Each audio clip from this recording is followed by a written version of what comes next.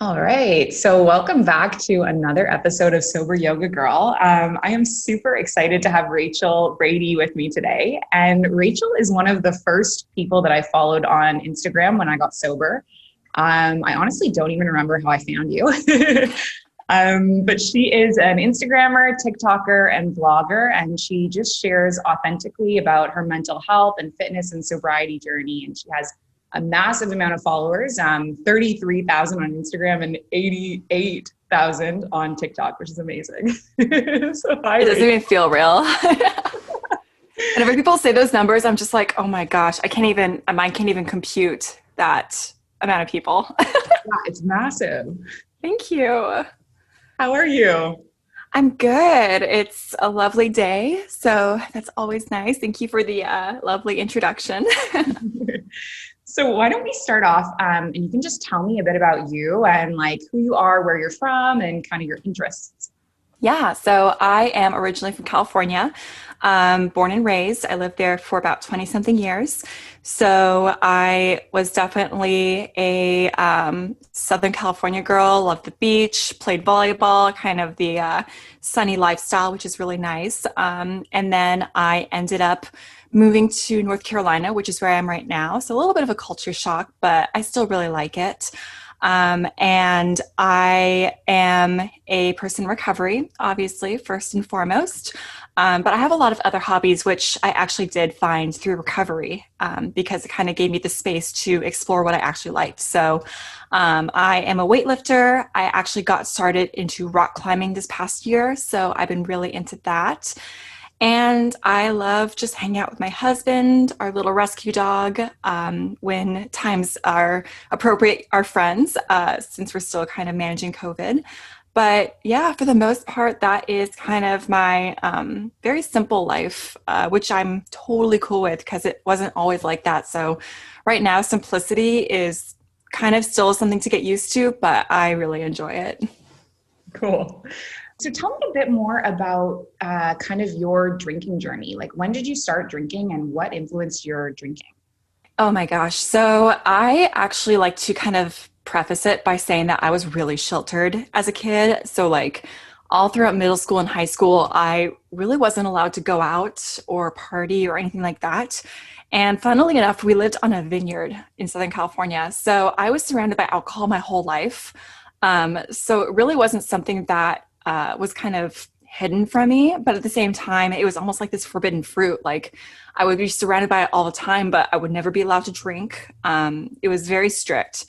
And at the same time, I was very much feeling like I was different from a lot of my peers. And whenever I saw them, socialize, and of course, when you're in high school, drinking seems like the only thing to fit in sometimes. So I saw alcohol as kind of like my golden ticket in. I was like, okay, well, as long as I'm able to drink and get drunk with these people, then of course, we're going to have to bond somehow, or they're going to think I'm cool enough to want to hang out with.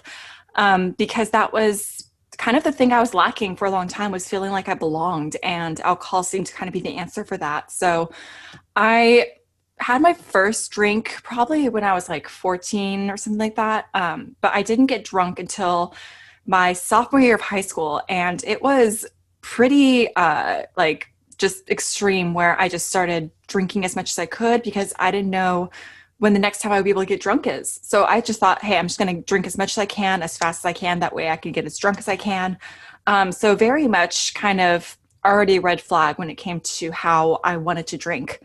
And after that, I really didn't start drinking until college. I definitely kind of took the whole party scene and ran with it, especially because that was the first time I was away from my parents for a very prolonged amount of time. So I kind of still kind of fed into that idea of, if I have a social life that revolves around drinking, then I'm going to get invited to more parties. I'm going to meet more friends. I will be seen as attractive to guys, kind of that whole sort of party girl facade. I was so invested into making sure I was seen and that people liked me. Like, that was, like, when you think about it, or when you first talk about it, it kind of sounds superficial, but it kind of, like I said before, stemmed from that feeling of just wanting to be belonged and accepted. So that is kind of how it started. And it's pretty normal, I guess, for, a woman in America, sort of, just to sort of start out in college or high school with experimenting. But for me, it escalated pretty quickly. So I would have a lot of red flags early on. Like I would always kind of get into trouble when I drank, and I always blamed it on bad luck. But I was definitely drinking way more than my peers were. So whenever, they would stop drinking for the night, I would keep going. Like I would do anything to try to keep the party going until, 4 a.m. And so it was very tough to discern where the line was in terms of my drinking as well, because binge drinking is so glorified in college. So there were so many times where I kind of had this gut feeling of like, I know that my drinking is kind of getting in the way of other things, but I would see all my other friends party the same way as I did. And they seemed to be living pretty, sustainable lives. So I was like, okay, well, maybe I just have to like learn how to balance it better or learn how to moderate better. But that was kind of the beginning of my drinking career, I guess you could say. And it was really interesting because most of my drinking happened in my early 20s, and I got sober at 25. So I kind of went through 8 or 9-ish years of just very intense, both drinking and interventions and trying to control it and the fallout. So even though it was kind of almost a decade, it seems like a lifetime ago. How old are you now? I am 28, so going to be 29 in September. So yeah, I know. Sometimes I even forget how old I am. I'm like, shoot, yeah, I'm still in my 20s. Yeah, same. I'm 28 as well, at 92. Yeah, and I say that a lot. Like back in my 20s, when I drank in my 20s, and people are like, yeah, right. You're like, you're still in your 20s, man. And I totally get what you mean about the whole, like, is the same culture in Canada where I'm from of like university, glorified binge drinking, totally normal. And when I look back on it, it's just like bizarre how normalized that was. But when I was, in comparison to my friends, I didn't think that there was anything like different about me because everyone seemed to be doing it. Absolutely. And a big thing too was in terms of the culture, I went to school in Los Angeles. And in Los Angeles, I mean, obviously there are plenty of places like this too, but drinking was also so highly correlated with networking. So if you wanted to go to kind of like a, place where a lot of people in your industry would be, there would more than likely be booze there. Or if you wanted to kind of upgrade your social scene or your social status, you would try to go into Hollywood clubs and get bottle service. Like there were all these different kind of status symbols that would revolve around alcohol, and it would kind of show like, hey, I made it because I got bottle service at this one place in Hollywood, or I was able to get into this exclusive bar in Venice Beach, stuff like that. And thankfully, I kind of saw past a lot of the superficiality of it, but at the same time, when that is just marketed towards you again and again and again, like this is how you make it, this is how you make friends in Los Angeles, this is how you just do everything involving relationships, even dating. It was very tough to kind of remain true to my own integrity because everything around me was telling me like, this is the only way you can survive. Yeah. It's like a massive part of like the North American, exactly what you said. Like it's just marketed to you as like, this is the way to be. Mm-hmm. Yeah, no, that's a huge thing, especially because I feel like for people in their 20s, obviously when you get sober, you do learn that there are other ways to socialize without alcohol, but it is so easy to not step outside that kind of boundary of, yeah, well, we go to the bar, we go to brunch, we, do XYZ, and this is how it is, and this is how it always was, and this is how it'll be. So it's really one of those things where if you decide to go alcohol free, you kind of snap out of this trance almost, and you look around, you're like, we can do other activities, right? And thankfully, it has allowed me to get way more creative in terms of, if I am hanging out with a friend for the first time, or if I'm trying to get to know someone better, I really have to be conscientious to be like, hey, like I'd be more than happy to meet up with drinks for you, but we could also do this instead or something like that. So it really has been a huge exercise in both learning how to make friends and how to sustain friends without alcohol. Yeah, absolutely. So tell me about like, how did your drinking, you kind of talked about how it started in college. How did it escalate over time? It was such a slow burn. And I think that's one thing that sometimes people, if they aren't familiar with alcohol addiction or just problem drinking in general, sometimes they think like, oh, like you started drinking, with a lot of red flags and that's it, the end. But it can be a really slow burn. And I think that's why for some people, it is really tough to recognize if they even have a problem because it is so gradual. So like you almost don't even have a clear distinction of, oh, this is how I used to drink. And then you wake up one day, you're like, how did I even get here? Because it just happens so gradually over time. So for me, like I said, I started pretty recreationally, freshman year in college, trying to get drunk as many times as possible. And then it started to really, I always say that it was in 3 stages for me. So the first stage was drinking for recreation. The second stage was drinking to cope. So when I started to have, problems that either were the outcome of my drinking or just, regular early 20s problems, I would start drinking to cope with it. Like I had a really bad breakup that just tore me up and I would get drunk all the time and do the whole drunk crying thing because I didn't take time to process my emotions. I was in such denial and drinking was the only way my body would even let those emotions out. So it looked like on the outside, it looked like I was just a crying drunk mess, but literally that was the only way I had allowed myself to even feel at that point.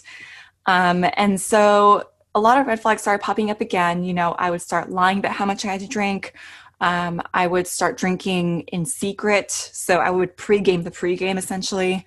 I would become really irritated if I couldn't drink. I think that was a big one too, was if say it was a Friday night and a class was running late and I had to go to a party that night, I would get straight up pissed off. Like, oh my gosh, can this hurry up so I can just start drinking now? So it was very there were in hindsight, obviously hindsight's 2020, but there were a lot of things that I just kind of chalked up to just, wanting to de-stress and stuff like that. But a lot of it was pretty unhealthy for me. And then the last stage, when I knew, point blank that I had a problem, I call that the kind of drinking to survive, because by that point, a lot of really not so great things happened to me. And I was drinking by that point with trauma and it was just a whole mess. So I knew in my gut, I had friends give me interventions. I had people straight up tell me that they were worried about me, but I could not stop drinking because it was so terrifying. The thought of getting sober and thinking what is going to be on the other side and what am I going to have to face? Am I going to be the same person? Because it became so enmeshed with my identity. And yeah, it was just really one of those things where, if you look back, you can kind of pinpoint where things started to turning point. But now I'm just really grateful that I was able to get the help that I did need. I ended up going to treatment for a month. I had a very strong support system in my family and friends. So it was thankfully best case scenario. But yeah, in terms of how it escalated, it was a very slow burn. Yeah. And I think a lot of people would, or I relate to that of I think people think that, people just start out drinking and they're just an alcoholic. And it's Mm-hmm. no one starts that way. Everyone starts drinking normally. And then it progresses over time and it builds over time. And for some people it's at different rates or different speeds, or everyone kind of has a different journey with it. But you're absolutely right in that it's usually a buildup. Yeah, totally. And it depends on so many things as well. Like I said before, I was very fortunate that I was able to go to treatment and to be able to have resources like that, because even when I will say, even when I was considering quitting drinking, there were not as many sober resources as they are now in terms of social media. I remember I literally Googled benefits of being sober one day after during a really bad hangover. I'm sure more than enough people have done that, where they wake up and really bad hangover, how to never drink again. And I remember Googling it, and there were some articles, mostly kind of science articles, but there really wasn't any online presence of sobriety and like firsthand experiences. So I think that was also kind of a huge roadblock for me, was I really didn't have anyone that I saw, that was like a millennial woman that was kind of a reformed party girl sort of thing. Like they were obviously out there, but I couldn't see anyone I saw myself in. So I think that was something really holding me back as well, just to be able to look at someone that I admired and say, hey, if they can do it, maybe I can do it too. Yeah. And that's one of the most amazing things right now is I just feel like there's this big movement of like people coming out about their sober journeys on Instagram. Like, I don't think it was when I first quit, I could think of like the handful of people I found. And now it just feels like there's people popping up all the time, which is just so incredible. You know, it's amazing. Yeah, no, it's fantastic. Cause yeah, I've had my account since 2016. So 5 years, which is Wow. mind blowing to me as it is. But yeah, no, I remember like there were quite a few recovery accounts, but it wasn't as much as, I don't want to say the word mainstream, but it wasn't as socially acceptable, I guess you could say. Because I think for a lot of people, whenever, like even to this day, I have a lot of friends that whenever they think someone quits drinking, they automatically go like, oh, you were an alcoholic, or oh, you were forced to drink or forced to stop drinking. Like there's still a very narrow perspective of what it means to be sober or in recovery. So one thing I will say about social media, it has really expanded the narrative on, why people get sober, why they support people, how they support people who are in recovery, stuff like that. So yeah, no, even within the past like 5 years, it has absolutely blown up. Yeah, for sure. Okay. So tell me about your sober journey. Like, what was the catalyst for that? And how did you kind of move through it?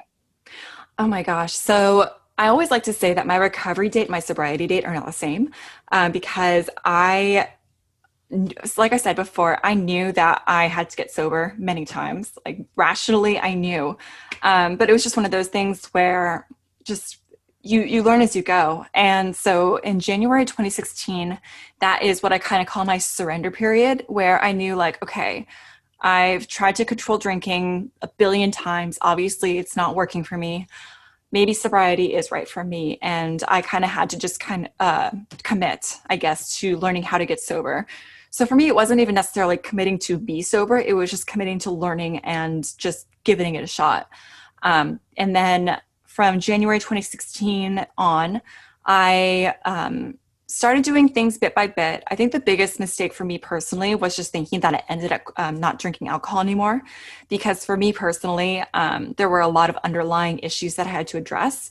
So getting sober was just the first step. It wasn't necessarily the all-encompassing solution. So I would kind of treat it like, okay, well, as long as I'm not drinking, then I'm fine. And I don't have to deal with anything else.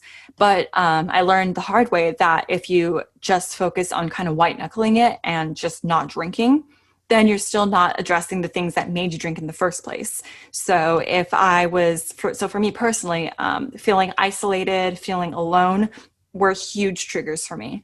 So I ended up moving with my husband. I moved from California to Florida and pretty much had to uproot my whole life.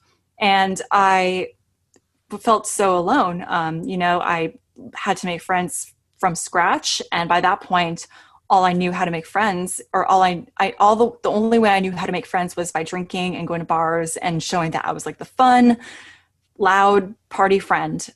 So it was really easy for me to kind of dip back into that because I didn't learn any other coping skills.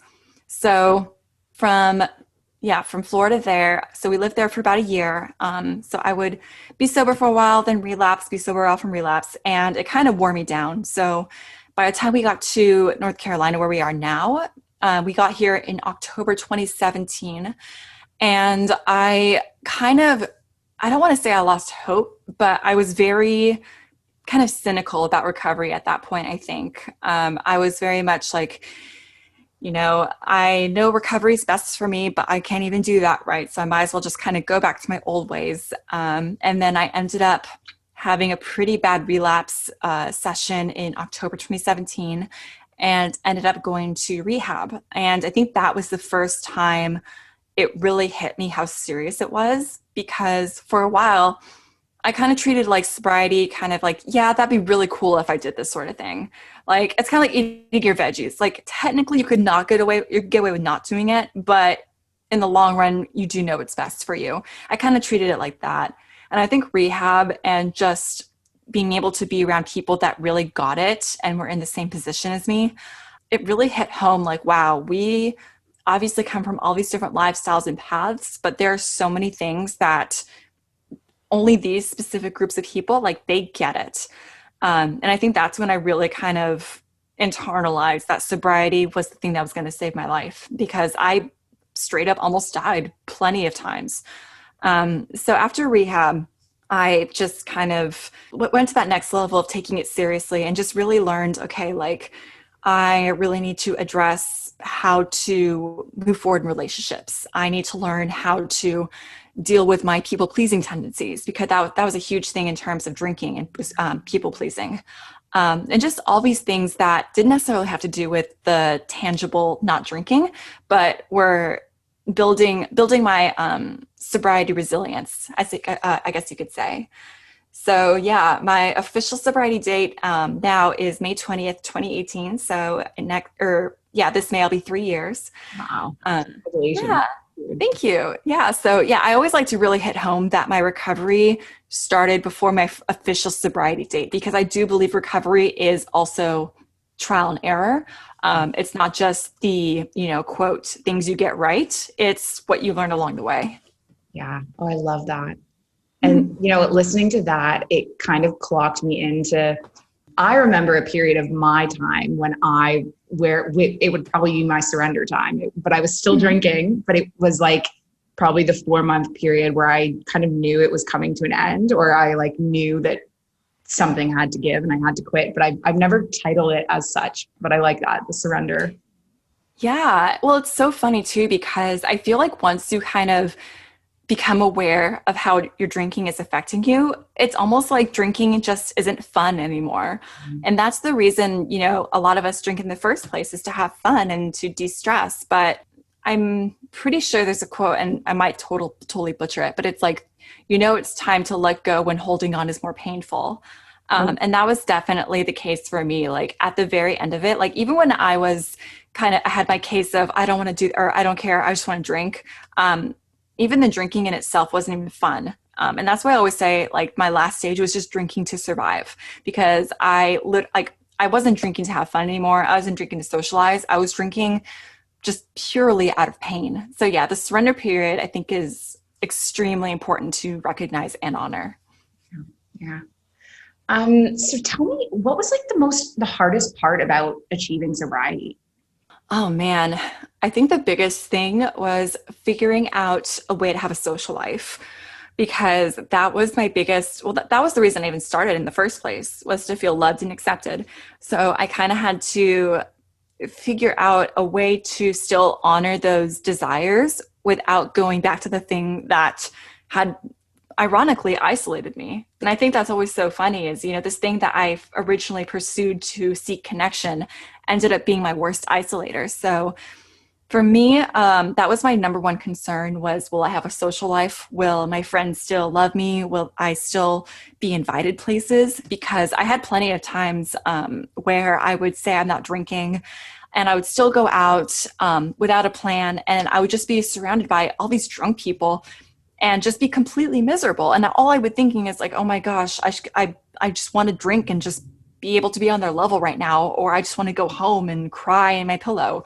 So it was really important for me to find a way to set boundaries, be cool with leaving early if I need to, because I do love going out. And thankfully, I'm very fortunate to have friends that both do drink and they're also supportive of me. So they know like, hey, if you want to go out and you want to leave early, we can totally do that. So I'm very lucky with that. But yeah, the biggest hurdle I think with sobriety was also learning how to make friendships and learn how to be vulnerable and not worry about whether or not they were going to judge me for it.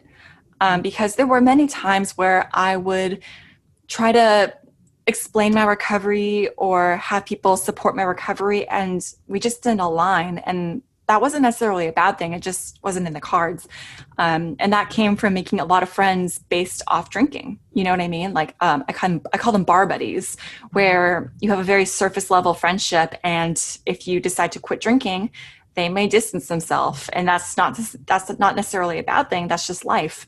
So yeah, to kind of sum it up, I think the biggest both hurdle and breakthrough for me was learning how to both make and be a friend in sobriety.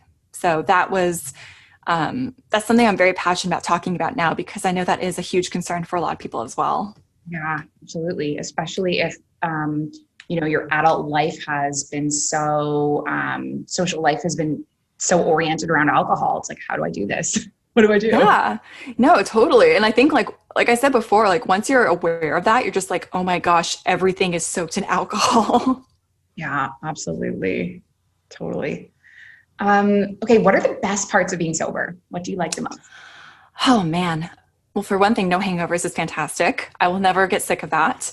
Yeah. Even like I remember there have been a few times, obviously within the past 3 years, that I've wanted to drink so badly like that.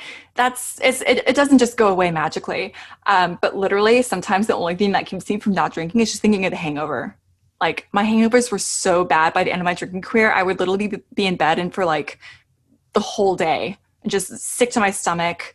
Like I couldn't eat anything. It was awful. So like sometimes even just thinking about that has completely like cut my craving, like full stop. So definitely no hangovers is lovely. Being able to, like I said before, get creative with hobbies and just outings. So I started rock climbing in this past November. And a lot of my practice times are weekends, especially weekend mornings. So sometimes I'll be, climbing and I'll just think, oh my gosh, like if I were still drinking the way I was, I would not even make it to this gym. I would be still in damage control mode. I would still be waking up with an anxiety attack thinking about what I did the night before.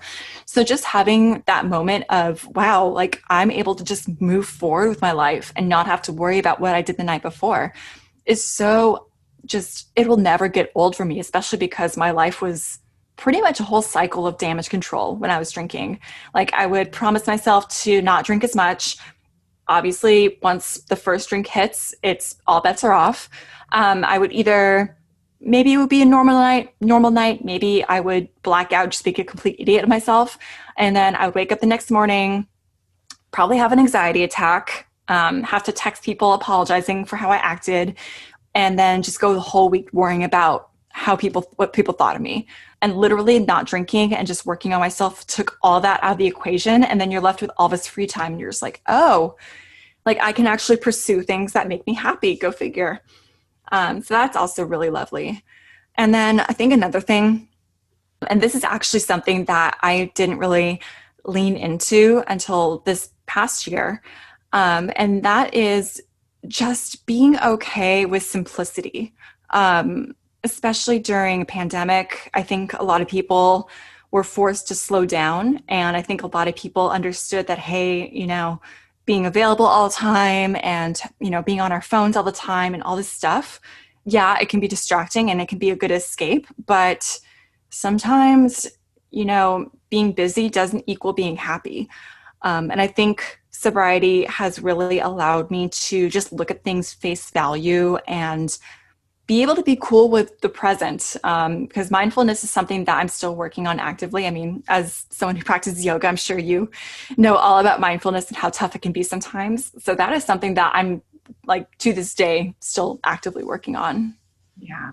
And sobriety kind of gives you the, I don't know, like for me, I practiced yoga while I was drinking and I look back and I'm just like, I don't know how I did that. Like being hungover in classes. I don't think I was ever properly meditating, like, because I always had alcohol in my body and, the hangovers and the anxiety and all that jazz. And so obviously it takes like lots and lots of practice and I'm not perfect at it, but I feel like with the alcohol gone, it's like you can finally actually just like lean into the present.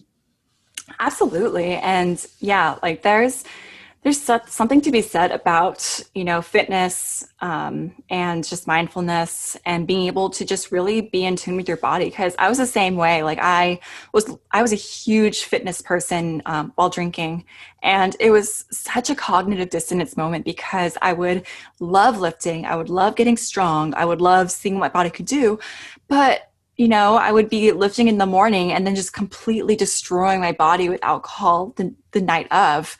And for a while I could work out hungover, but after a few years, working out hungover was impossible for me. So then I miss workouts, and then I'd be mad at myself because I would literally see firsthand, like, alcohol is taking away this thing I love so much. So yeah, I remember actually when I took your class, you said something about like clarity and contrast and just how, yeah, I know. I remember that. No, and it really stuck. I say it all the time. Yeah. And it stuck with me because it's so true where like you really don't sometimes have those aha moments unless you've kind of experienced the polar opposite. And even if like, say you've been doing yoga or weightlifting or whatever, like the whole time, you see so differently how much you can actually get out of it once you've seen what you don't want it to be like. Wow. Absolutely. Yeah. Clarity and contrast. It's like, I never will forget like there was the first morning when I like got through the withdrawals, and I remember like going to work, and I don't remember like where along it was, maybe 2 weeks into it, but I just remember like driving to work and being like, this is what it feels like to not be hungover at like 6 in the morning. And it was like the most beautiful thing I'd ever felt.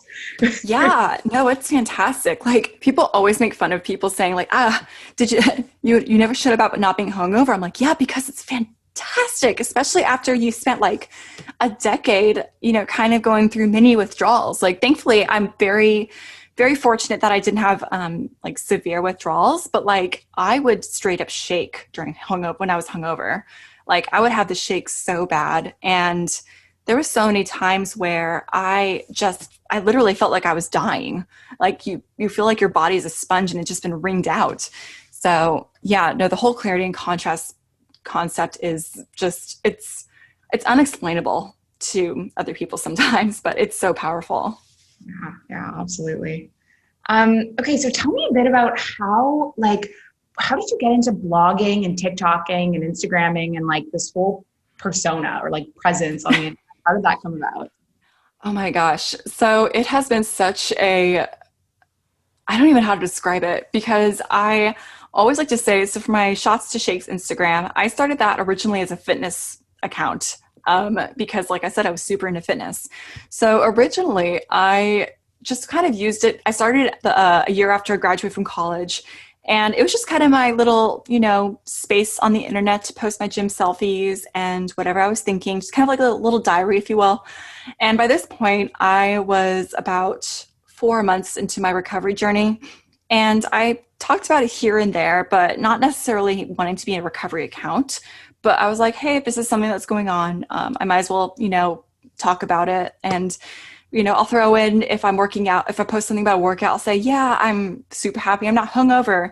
And I would start using all these hashtags that had to do with sobriety. And it would kind of just ping me to all these different accounts. And that's when I started to notice that there were sobriety accounts. And this was the first time I ever saw anything like that. I'm just like, oh, people are, documenting their journey. Because it made sense to me because people document their fitness journey. Why wouldn't they document their recovery journey?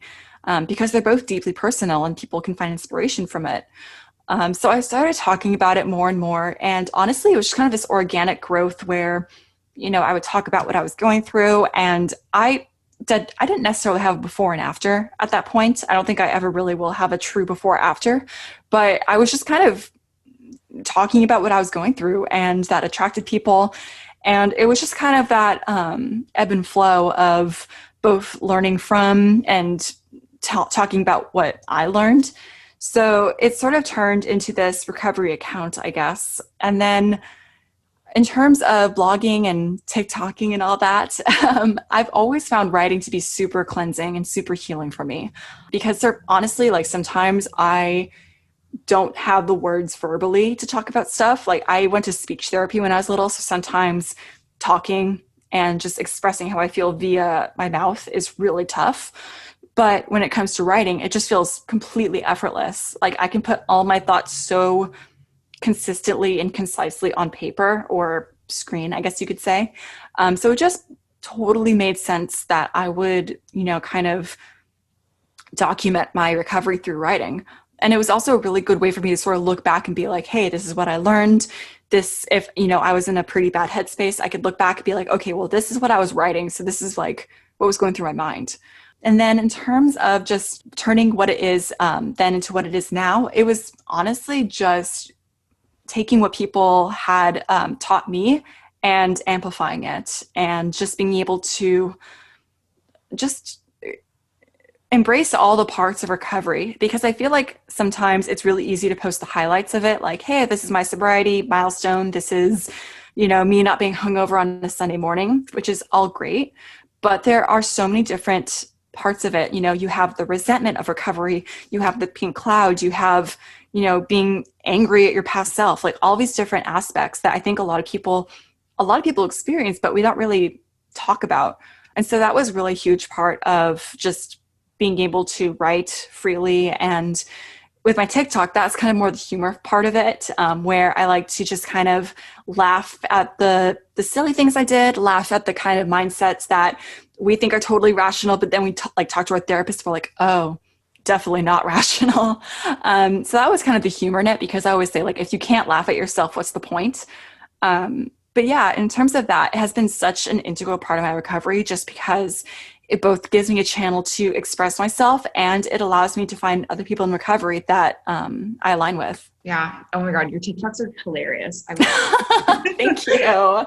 So I'm relatively new to TikTok. I just joined like maybe 3 months ago. But I have been following you on Instagram since like the very early days. And I love that the TikTok is kind of like, it is like a different side of things.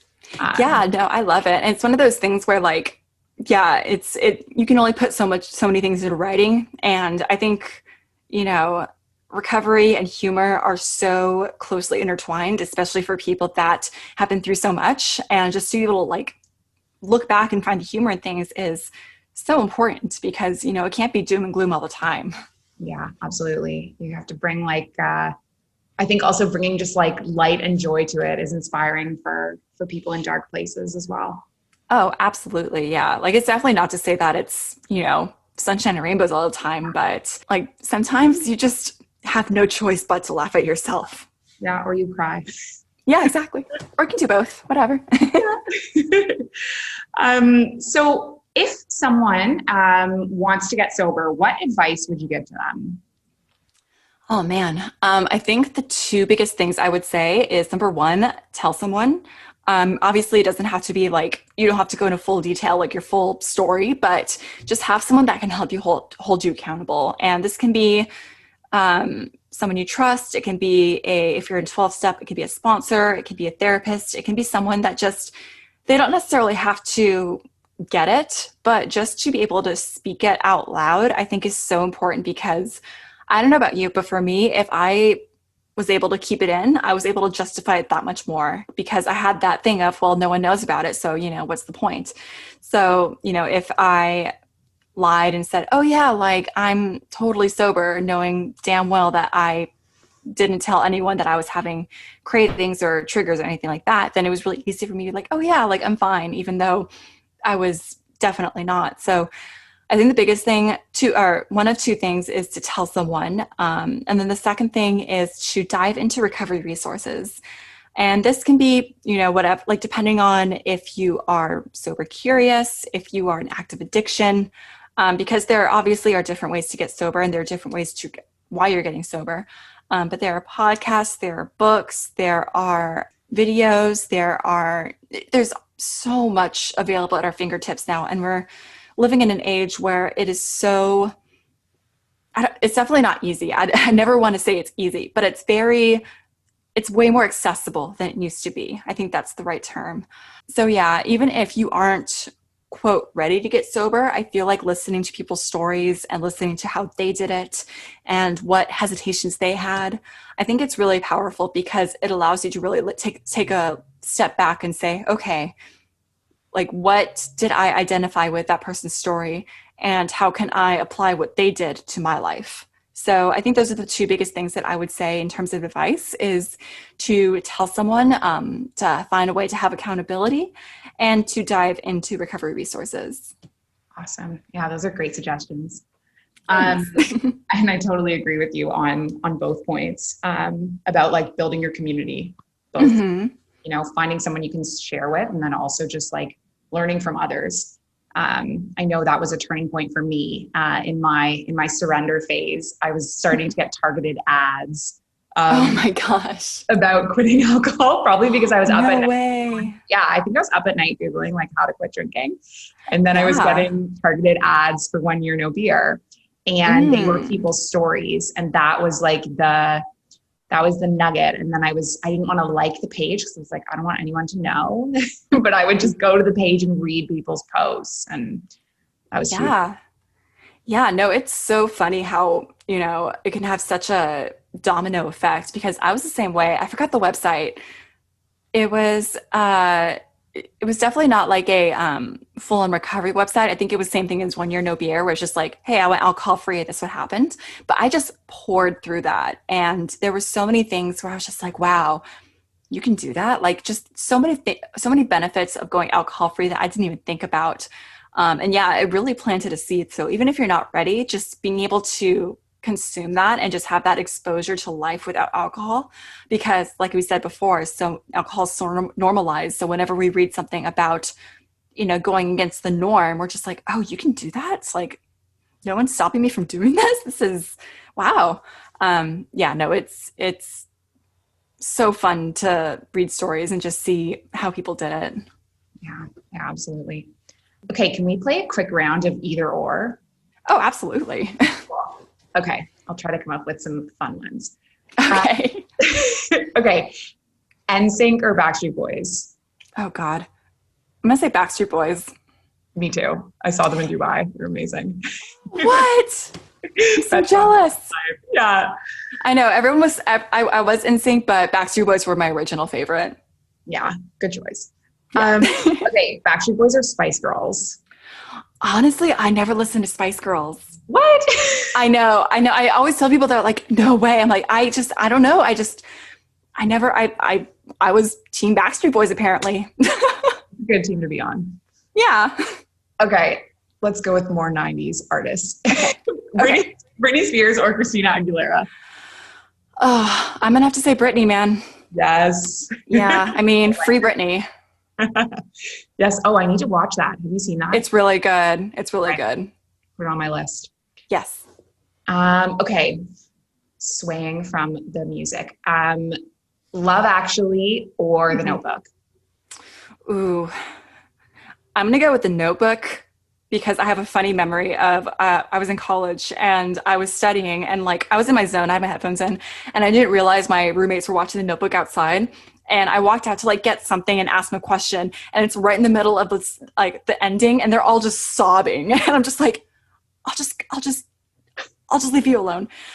So I love that memory. So I'm going to say The Notebook. Good choice. Yeah. Okay. Coffee or tea? Oh,